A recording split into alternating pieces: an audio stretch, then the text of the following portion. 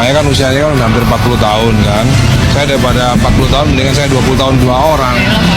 Satu-satunya hal yang bisa dibanggakan dari seorang MPD adalah kepercayaan dirinya yang level dewa.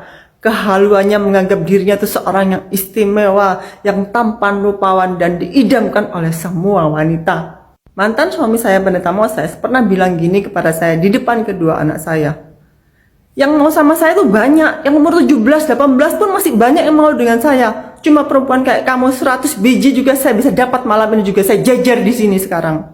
Waktu itu saya hanya diam dan tertunduk karena saya bukan orang yang suka berbantah ataupun bertengkar, dan saya tidak mau anak-anak saya tambah stres melihat papa mamanya bertengkar. Dan saya berkata dalam hati, 1000 gudik pun tidak akan pernah bisa menggantikan posisi saya. Saya perempuan yang cantik, pintar, cerdas, dan tulus. Kamu tidak akan pernah mendapatkan yang seperti saya lagi. Tidak akan pernah ada lagi yang seperti saya.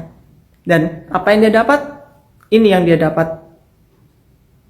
Sama seperti Ahmad Dhani yang tidak akan pernah lagi bisa mendapatkan wanita semulia Bunda Maya. Demikian juga Pendeta Moses tidak akan pernah bisa mendapatkan wanita yang seperti saya. Jadi buat para wanita di luar sana yang disakiti oleh suaminya, yang diselingkuhi, di KDRT, disakiti secara fisik maupun secara mental, jangan pernah ragu untuk pergi. Karena kamu tidak kehilangan apapun. Dialah yang akan kehilangan kamu. Jangan pernah ragu atau takut bagaimana hidup ke depan. Mungkin sementara akan terasa sulit, mungkin sementara akan terasa sakit.